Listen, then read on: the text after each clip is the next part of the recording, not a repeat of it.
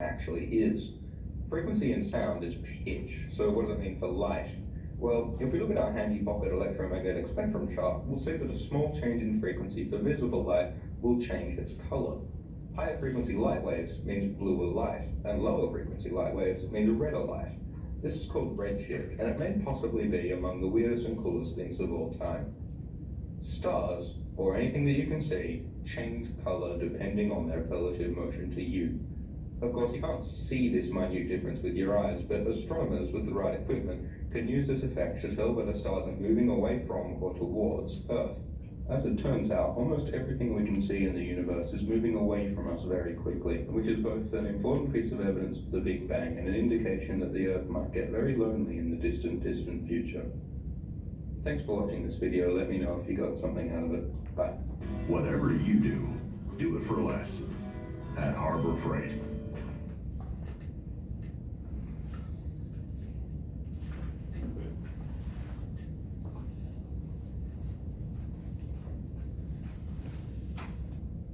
Any questions up to here?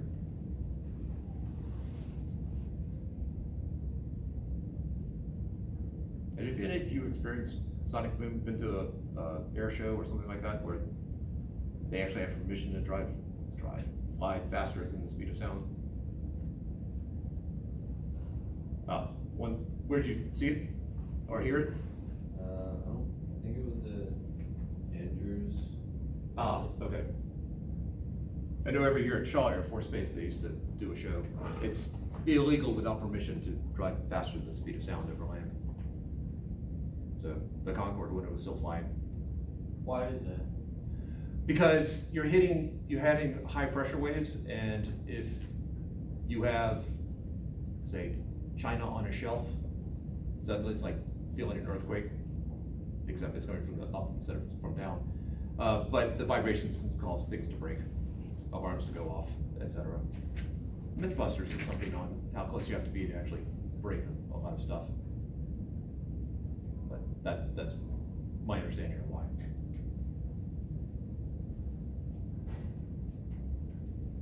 All right, so let's talk about sort of the remains of the course, because Monday's the last day, so that's test day. There was the multiple choice test you took at the very beginning, so that will be done on Monday, as well as the pen and paper one, the one where you need a calculator. So we got a 3-hour block, both of those tests that day. The question that usually comes up of how do you study for the multiple choice test, and I will just go ahead and say, I don't know. It's primarily getting in the right frame of mind. If you're doing test corrections on the first test, that should help. But it's Newton's laws and understanding the difference between velocity, acceleration, and things of that nature. So the stuff that was on the first test.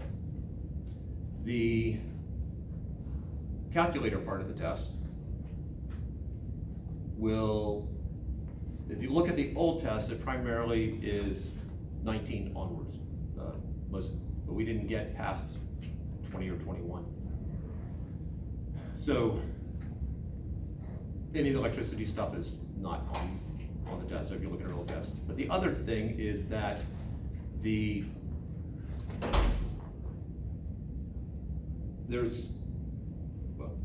it were a 16-week class, I would do it differently, but it's not a 16-week class. So some of the stuff from 6 through 10 will also be on there. If you look at master sets for those, like a 7 is due today, 8, 9, and 10, I'm not requiring you to do 8, 9, and 10 master set, but to give you some idea of the questions, you can look at that. Is it all one test, or is it two separate ones? Two separate ones. So whichever one you do first, it's up to you. The multiple choice test typically takes 30 to 45 minutes. If you're a careful reader or a slow reader, then an hour. I think hour and 15 minutes is the longest anyone's taken on that. And then the other test will be, I always design it for an hour, but some people like to just like rejoicing and take longer. Also, I apparently, based on history, had no clue about what an hour-long test actually looks like. But Ms. Sasson gave me a piece of advice on making tests, which seems to work pretty well. Once you've written the test and you think it's the right length, take a problem out. So when I do that, it tends to go well. Okay. So you said it's chapter 6 to 10 and then 19. 19, 20, and probably just 19 and 20. I'm trying to remember what's in 21. 21 does like musical instruments and things like that. I don't care about musical instruments.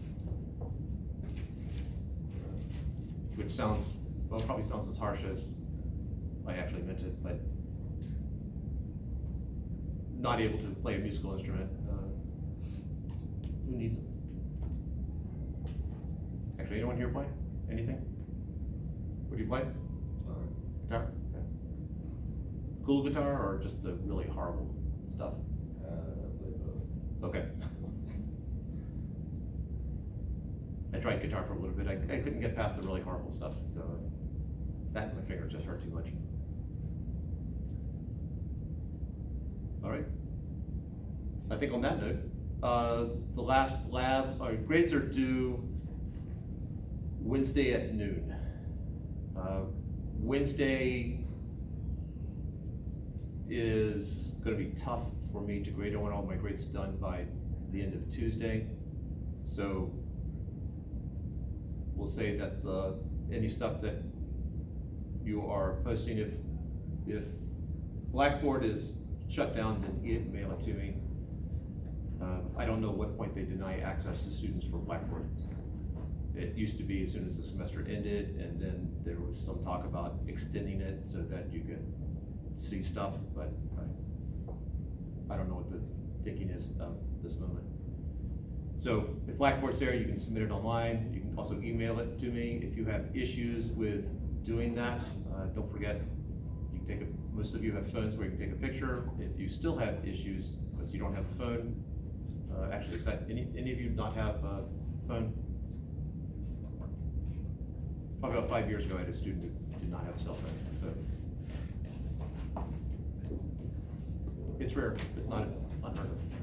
So like this lab is due on Tuesday? Yeah. Tuesday, let's just say Tuesday at 5. Just so I have a chance to get that stuff graded. My wife is expecting me to do something else on Wednesday morning.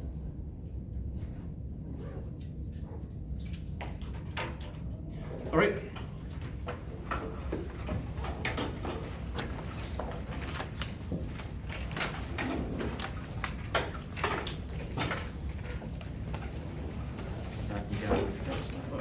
Let's drop this off.